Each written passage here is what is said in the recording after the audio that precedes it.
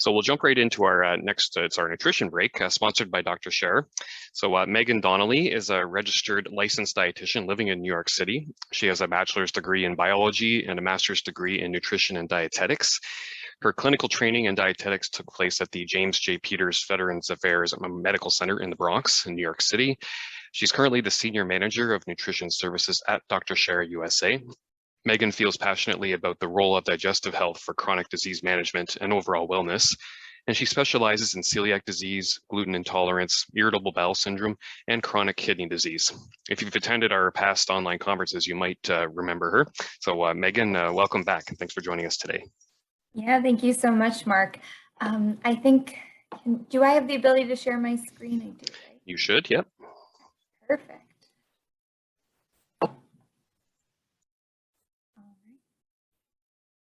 And we are having a pretty bad thunderstorm in New York City, so I'm going to turn my video off while I'm presenting just to make sure the connection stays good, but I'll turn it back on for the Q&A. Sure. So thank you everyone for being here today. The topic of my presentation is lactose intolerance and celiac disease. Why can I still not eat dairy? I think this is a really common question among people with celiac disease, particularly those who are newly diagnosed. So hoping to answer some of your questions today, but please feel free to type them throughout in the Q&A. I'm happy to take questions at the end.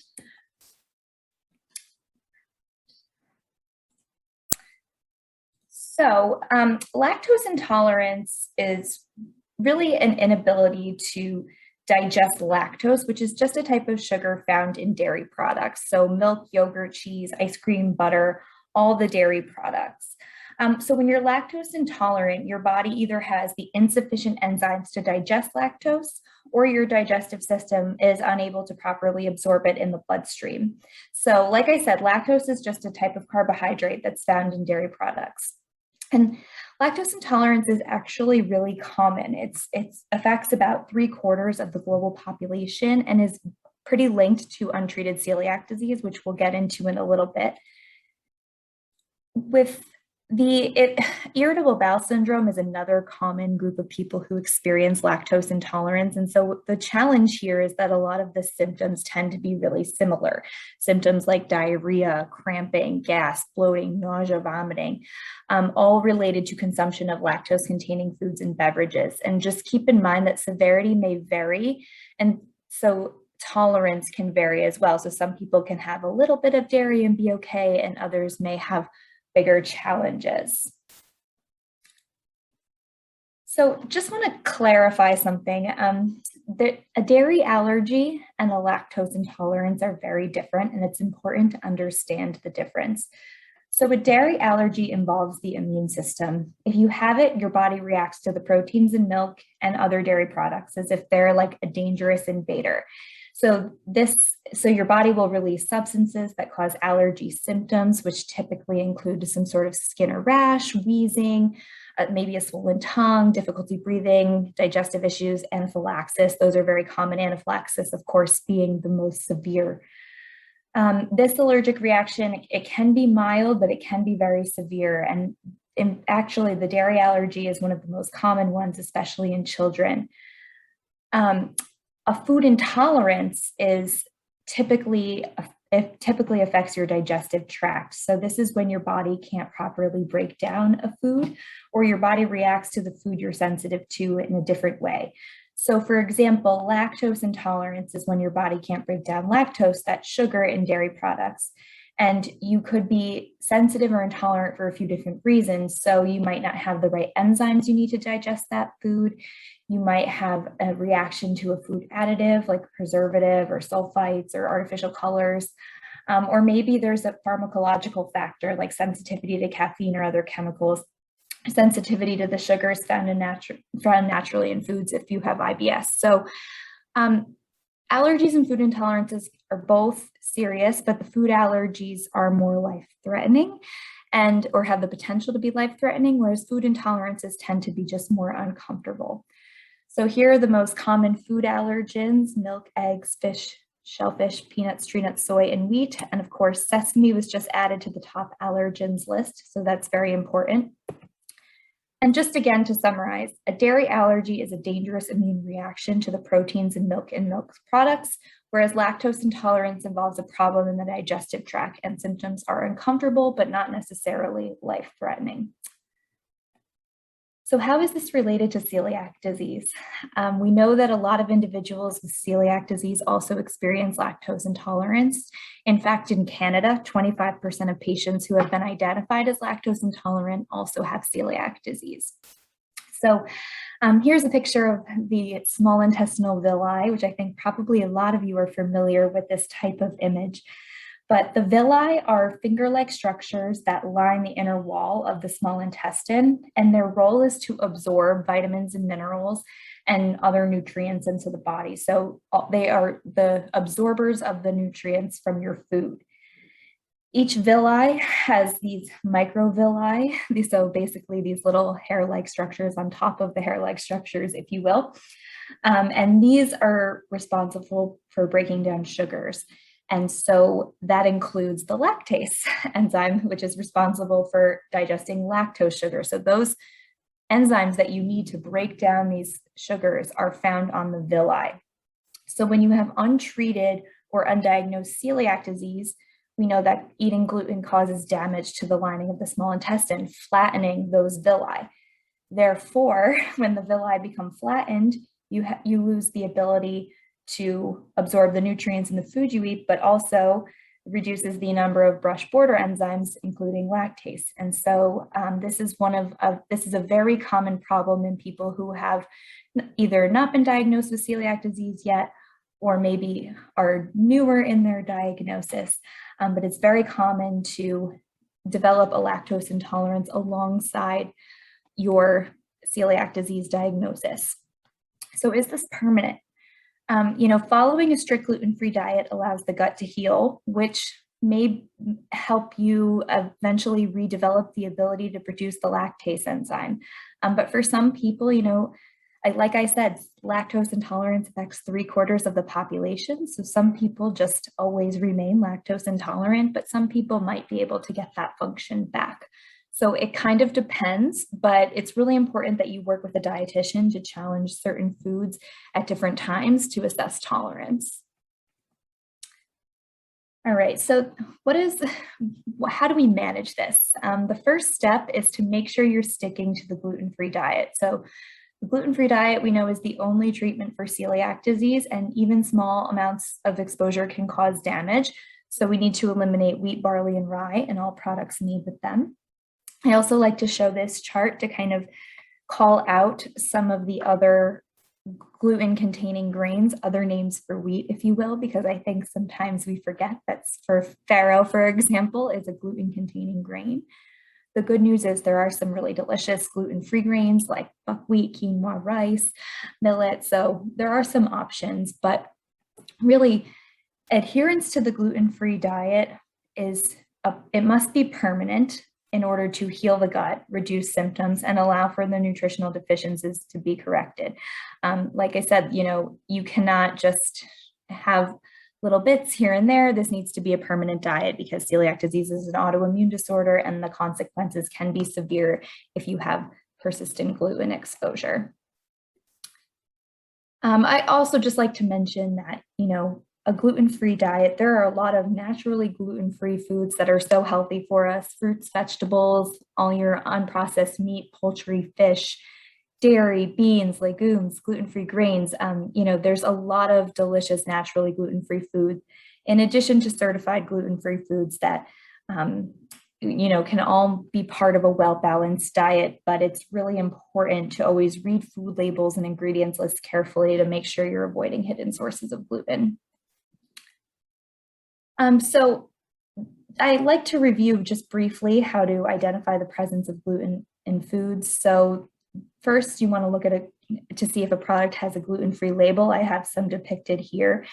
If a product claims to be gluten-free on the package, then it's most likely going to be safe to eat. I mean, that food has been independently tested by a third party and documented that they have tested the product for gluten. You also want to check the allergen listings. So some packaging has a list of common allergens found in the product. These are the big 9 that I mentioned before.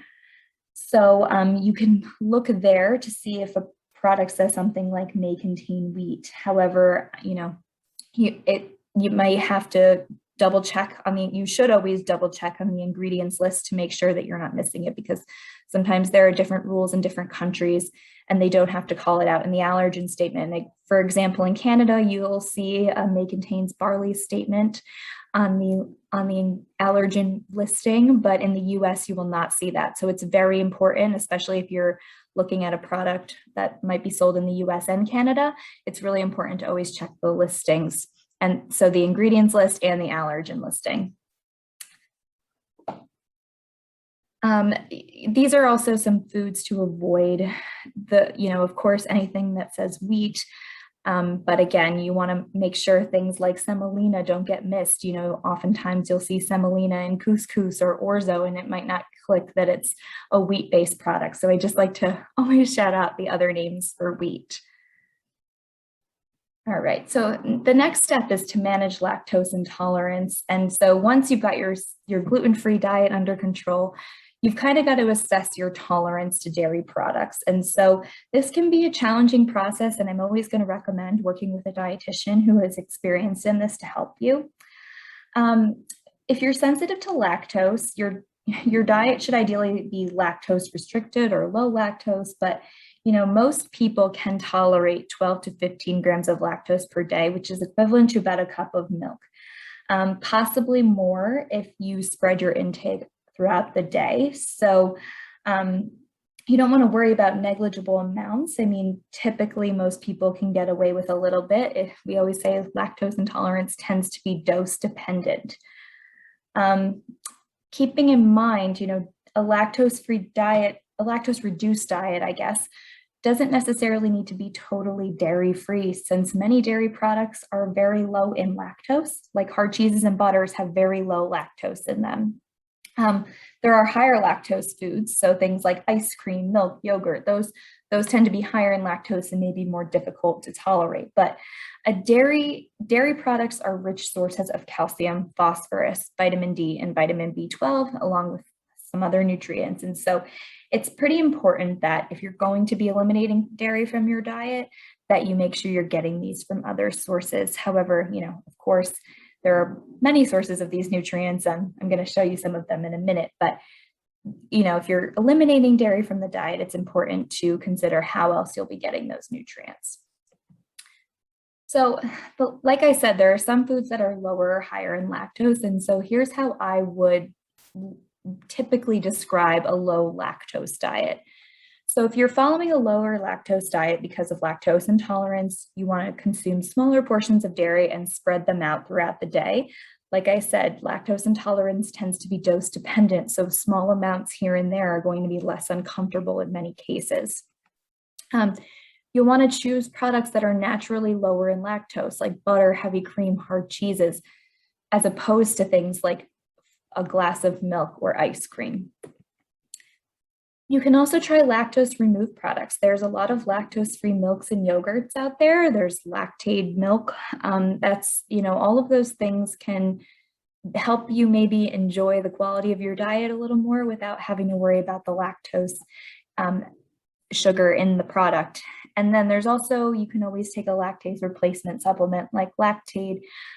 These can be really helpful if, especially if you don't know if something's going to contain dairy, if you're out to eat and you're not really sure if the cream sauce is made with a dairy product or whatever, you can take a Lactaid pill, and that can be really helpful for people. But I always recommend the lactose-free yogurts and milk products if someone really enjoys dairy and is having a lot of trouble cutting it out of their diet. So these are all options. Again, I would like to emphasize this is for lactose intolerance and not a dairy allergy. So if you have a dairy allergy, you will need to avoid these things. But for true lactose intolerance, these are some options for you. And your dietitian can certainly help you with a bigger list if this is something you're interested in learning more about. Now, there are some nutrients of concerns when you have celiac disease. So again, with celiac disease, you're cutting out wheat, barley, and rye, which contains a lot of healthy nutrients. And you're also potentially you have to correct the nutrition deficiencies that you possibly have because of the undiagnosed celiac disease. So for a newly diagnosed celiac patient, these are the vitamins and minerals that we are kind of watching as dietitians. As you'll see on these lists, there are a lot of good, healthy gluten-free sources of these nutrients. Just if you look at this chart, I'll kind of show you the daily needs that I have listed here are the daily needs for healthy adults. Keep in mind, individual needs vary, and you should always work with your doctor to kind of find out if you have a deficiency or you need more or less of something. So taking a look at this list, we don't need to go through every single food and every food source, but you'll see that I've highlighted in red here that there are a lot of dairy products that are good sources for these nutrients. And so, for example, calcium, some of the best sources are dairy products and milk products. And so that totally makes sense.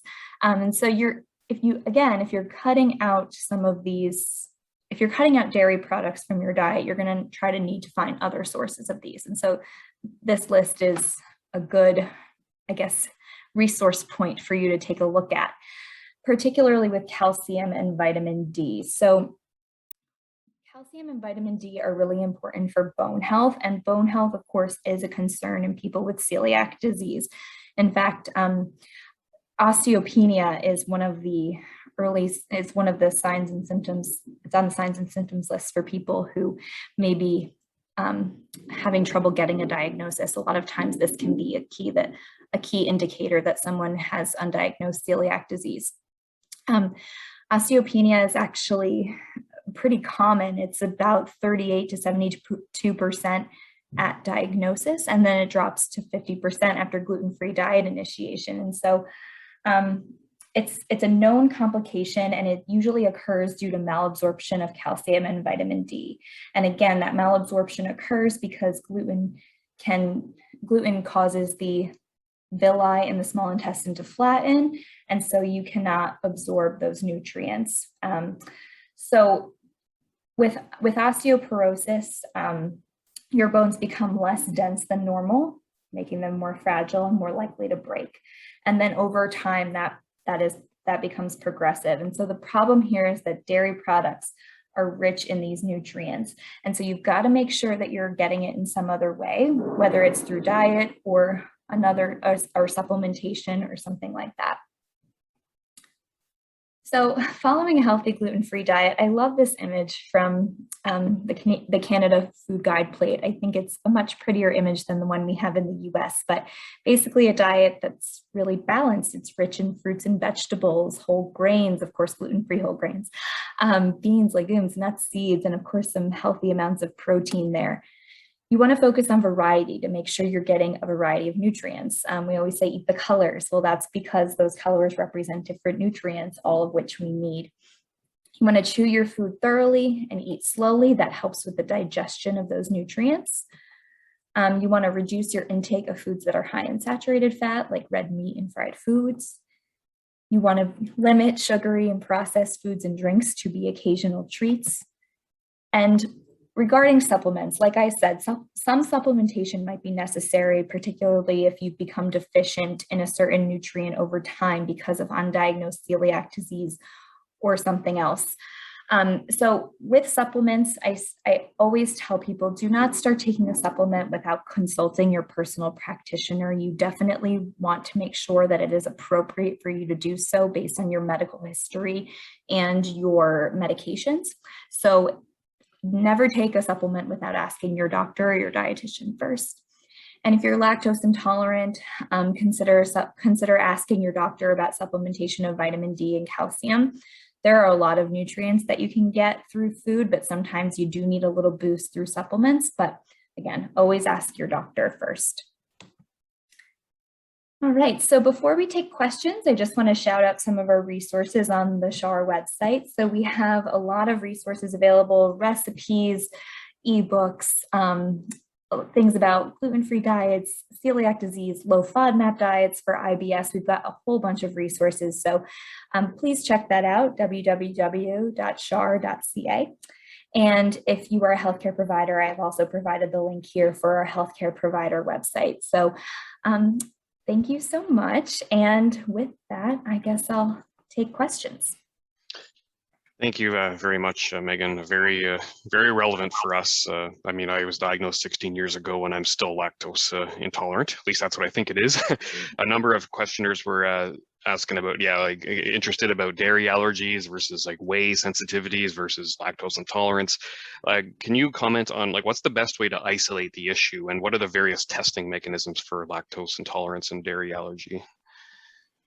So a dairy allergy, your doctor has to diagnose that, they have different ways of doing so. There's prick tests, there's blood tests. They'll be able to do that, and that is outside of the dietitian's scope. So I'm not, I just know that that's something that basically with allergies, it's repeatable 100% of the time. So whatever your reaction is, like you will always have a reaction to that food, and that's very key. With lactose intolerance, it's really based on symptoms and not as much on like there's not a really good test for it. So it's what I do when I'm working with someone who thinks they might have a lactose intolerance. We typically will cut it out, see if symptoms improve, and then if we can add it back in small portions. So maybe we start with a tiny portion and then we work our way up to a full portion of whatever that food they want to try is. And that's kind of how we determine what their tolerance would be. So there's a few different ways, but it can be a lengthy process for sure. One of my other cats, Killian, has invaded. So if people are looking to nail down whether it might be casein or it's lactose, you advise they do this testing and elimination under the guidance of a dietitian or a doctor? Absolutely. Yeah.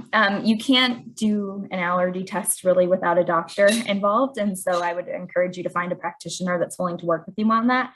And yeah, a dietitian can help you figure out particularly what foods and what portion sizes you can tolerate. So yeah, always shouting out my dietitians.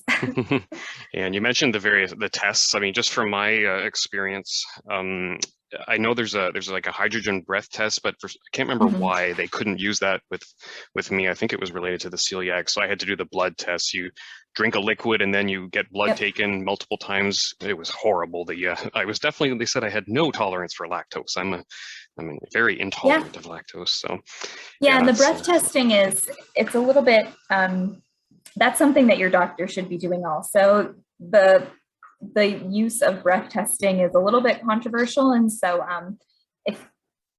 definitely seek a practitioner who's experienced in that, because sometimes the results aren't easy to interpret. Mm-hmm. So on the matter of digestion, if the small intestine is having trouble digesting lactose, do you think it'll also have a hard time with other sugars? Mm-hmm. Yeah, very often, yes. So lactase is one of the more prevalent enzymes in the small intestine. So that's one of the first to go. But yeah, so very often people with celiac disease have trouble with other types of carbohydrates, also called FODMAPs. We're going to talk about the low FODMAP diet tomorrow, but that's another common problem. And it's the same idea that the carbohydrates are triggering a GI response, a digestive response, and that's partly because of the damaged villi.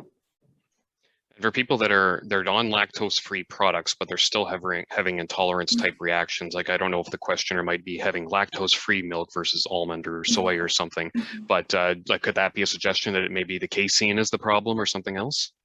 It could be. And if that's the case, I always tell people, write down what you ate and write down when your symptoms happened and what they were, because it might not be, you might be eliminating the wrong thing. And so sometimes maybe it's not the like if you're having almond milk, for example, maybe it wasn't the lactose. Maybe it's, maybe you have a FODMAP intolerance and almond milk is a challenge. So it's just kind of, it's best to just get the most data possible and share that with your dietitian.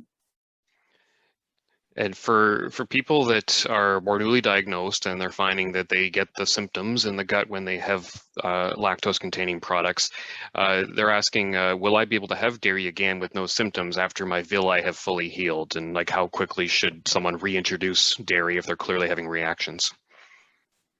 Yeah, so it's very possible you can get it back, and it might be that you can't have as much as you would like to, but you can have a little bit. So intestinal villi healing varies. I think it can be quick for some people. It can take 6 months, a year, it can take a while. So I think once, what I would say is challenge it in small amounts. So if you're feeling pretty good, have a little bit, whether it be like a quarter cup serving of whatever the food is or something like that, and work your way up. You're not doing necessarily permanent damage to, if you have a food intolerance. It's more, you'll have unpleasant symptoms, but you're not causing a major issue internally. So I would say, if you can challenge it in small amounts, it's great to do so. But it might be uncomfortable, and you should give your gut as much time to heal as possible to give yourself the best chance of success. And if people eat something and they're like, oh boy, I don't know if this is gluten or what, like how I know for me, lactose kicks in far faster than gluten does. But some people, it may not be clear. Like how long generally do you find it takes for someone to experience a lactose reaction after eating dairy? Yeah, lactose reactions tend to be pretty quick. Gluten, so, the digestive process, your food it's like a 4 to 6 hour process to get your food fully processed. And so I find that people with lactose intolerance tend to experience reactions more quickly.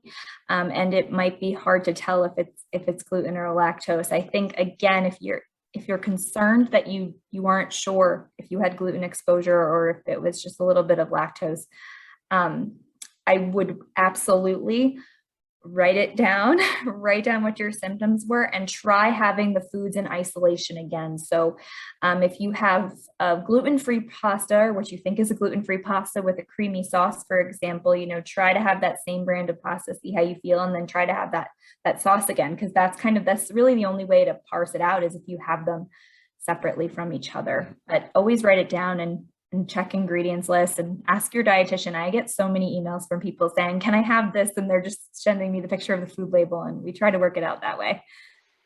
Speaking of specific products, someone asked about whether you have a stance on ghee. I don't know if I'm pronouncing that properly, Ghee.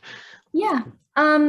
So that's just I'm actually not familiar with how it's made, but it's a butter product, and I think it's fine. It's got a little less, I believe it's a little less fat. So yeah, I think that's fine to use. That's going to be lower lactose, because butter is lower lactose. Butter products are lower lactose. Anything that's kind of hard tends to be lower in lactose. So feel free to try it. You might really like it. And our last question, like you touched on this a bit, but if someone is concerned about bone health and like cutting out milk, like for example, I'm celiac, my mother and my grandmother both have bone density issues. What would you recommend to someone who can't have milk? Like what are the kind of the top products that they could consume to reinforce their bone health? Yeah, so one thing to keep in mind, weight-bearing exercise is really good for bone health. And so if you can do a little bit of weightlifting or yoga with some strength exercises, weight-bearing exercise is really important for maintaining bone health. As far as other foods, I can send you guys the slide so you can send it out. But for calcium, you can consume dark leafy greens like spinach or kale. Broccoli is another good source of calcium. What else do I have in here? Oh, and fish.